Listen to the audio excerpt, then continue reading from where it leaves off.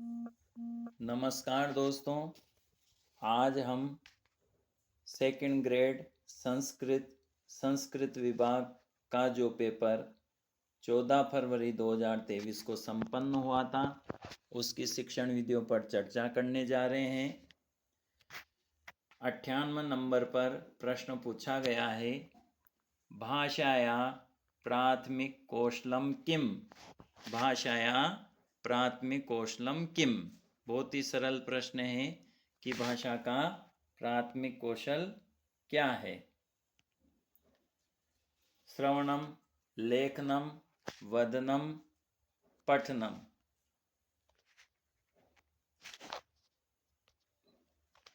बताएं। बिल्कुल श्रवणम।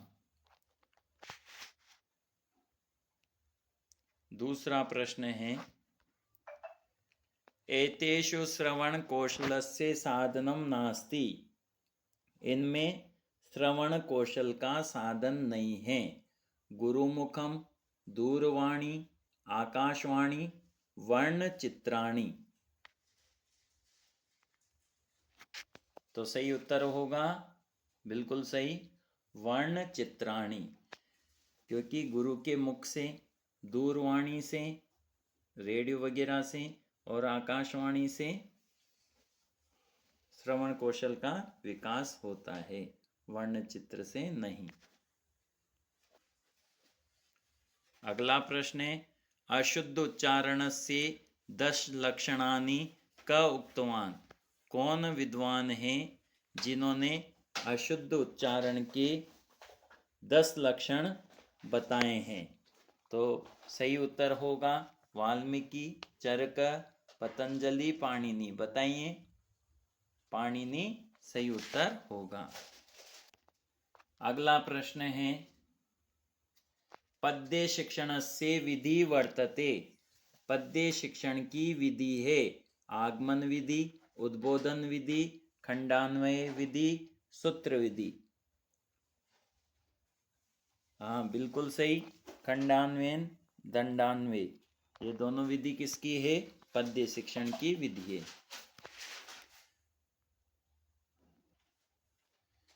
अगला प्रश्न है, अस्मिन् विधौ एक जन मातृभाषायां वदति, अपरश्च तद रूपांतरं संस्कृते करोति, विधिरयं वर्तते। इस विधि में एक व्यक्ति मातृभाषा में बोलता है और दूसरा उसका संस्कृत में रूपांतर करता है। ये कौन सी विधि है? पुस्तक विधि, द्विभाषात्मको विधि, तुलना विधि, समीक्षा विधि। तो सही उत्तर होगा द्विभाषात्मको विधि, एक भाषा का दूसरी भाषा में अनुवाद करना। अगला प्रश्न है, प्रस्तावना कौशलस्य मुख्य उद्देश्यों अस्ति।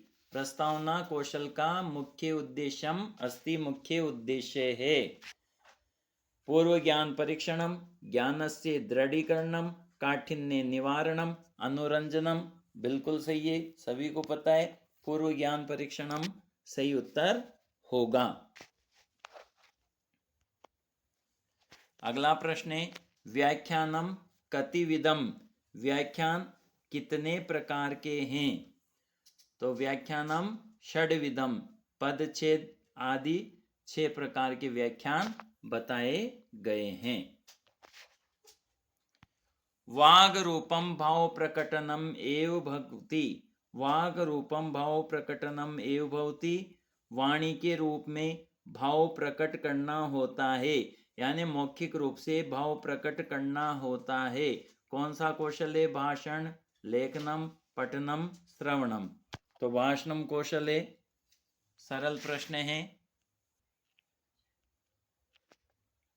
अगला प्रश्न है, यद्यपि बहुनादिशे तथापि पठपुत्र व्याकरणम स्वजन स्वजनोमाभूत, सकलम शकलम सकृत कृत, अस्मिन् श्लोके कस्य महत्वं प्रतिपादितम्? विकल्पें गद्य शिक्षणस्य, शुद्धोच्चारणस्य, मौन पठनस्य, पद्य शिक्षणस्य। तो सही विकल्प होगा शुद्धोच्चारण से। शुद्धोच्चारण, स्वजन, स्वजन, सकलम, शकलम, आ रहा है ना? तो शुद्धोच्चारण सही उत्तर होगा। अगला प्रश्न है अनुवादस्य भेदेषु नास्ति। अनुवाद का के भेदों में नास्ति नहीं है। अक्षरशो अनुवाद, छायानुवाद, तथ्यानुवाद, तुलनानुवाद। तो सही उत्तर होगा तुलनानुवाद। फिर अगला प्रश्न है पुनर्बलन कौशलस्य भेदो स्तः। पुनर्बलन कौशल के भेद हैं विद्यात्मकम, नकारात्मकम च, ज्ञानात्मकम, अवबोधात्मकम च, ज्ञानात्मकम ऋणात्मकम च, अवबोधात्मकम क्रियात्मकम च। तो सही उत्तर होगा विद्यात्मकम, नकारात्मकम च। अगला प्रश्न है शिक्षण दृष्ट्या गद्य शिक्षणस्य प्रथम सोपानम वर्तते। शिक्षण की दृष्टि से गद्य शिक्षण का प्रथम सोपान है प्रवचनम, आदर्शवाचनम, अनुवाचनम, बोध प्रश्नकरणम। बिल्कुल सही है। गद्य शिक्षण में सर्वप्रथम क्या किया जाता है? आदर्श वाचनम, आदर्श वाचन किया जाता है।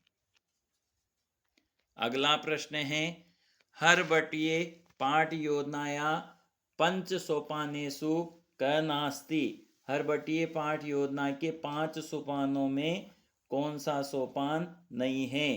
प्रस्तावना, विषयोपस्थापनम, प्रतिलिपिकरणम, सामान्यीकरणम। तो सही विकल्प होगा, बताएं फटाफट। जी हाँ, प्रतिलिपिकरणम सही विकल्प होगा। अगला प्रश्न है व्याकरण अनुवाद विधे प्रवर्तक क वर्तते। व्याकरण अनुवाद विधि के प्रवर्तक कौन हैं? पाणिनि है, पतंजलि, हर्बर्ट स्पेंसर, श्री रामकृष्ण गोपाल भंडारकर। तो सभी को पता है कौन है, बताएं। श्री रामकृष्ण गोपाल भंडारकर हैं।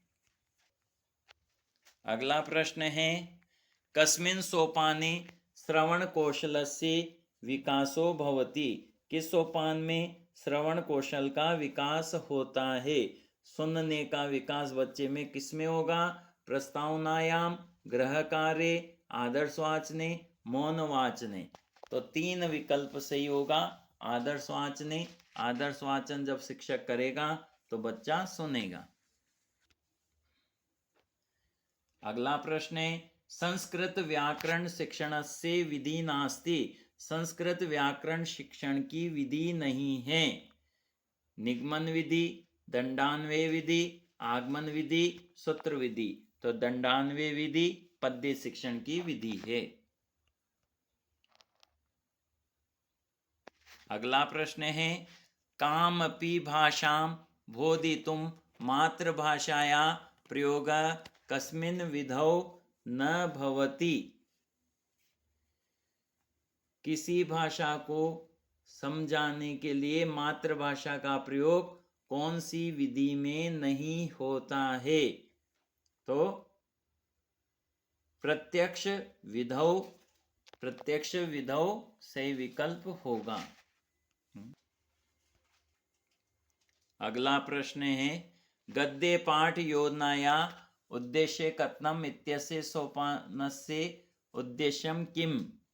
गद्य पाठ योजना के उद्देश्य कथन, इस सोपान का उद्देश्य क्या है?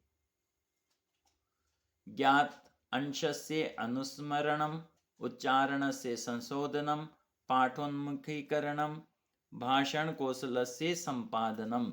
तो पाठोन्मुखीकरणम, पाठ के उन्मुखीकरण इसका उद्देश्य होगा। उद्देश्य कथन के माध्यम से बच्चों को पाठ की ओर ले जाया जाना उद्देश्य होता है। अगला प्रश्न है उदाहरणानि प्रस्तुये ततो नियम निर्धारणम नाम किम। गमनम, आगमन, निगमनम, नियमम। उदाहरण प्रस्तुत करके उसके पश्चात नियम निर्धारण करने वाली विधि कौन सी होती है? तो आगमन विधि होती है, जिसमें उदाहरण के बाद नियम बताए जाते हैं, जबकि निगमन विधि में उल्टा होता है, नियम बताकर उदाहरण बताए जाते हैं। अंतिम प्रश्न है सामने, दंडान्वे प्रणाल्यां कीदृशाः प्रश्ना भवन्ति। दंडान्वे प्रणाली में किस प्रकार के प्रश्न होते हैं? पाठ्य विषय आधारित, व्याकरण आधारिता, सूत्राधारिता, उदाहरण आधारिता। ध्यान से देखें, नहीं, व्याकरण आधारित प्रश्न दंडान्वय विधि में पूछे जाते हैं। तो इस तरह के प्रश्न पिछले प्रश्न पत्र में पूछे गए हैं।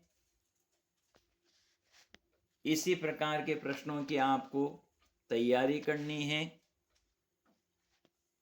बहुत जल्दी हम 2022 में पूछे गए संस्कृत शिक्षण विधियों के प्रश्नों को लेकर के आएंगे।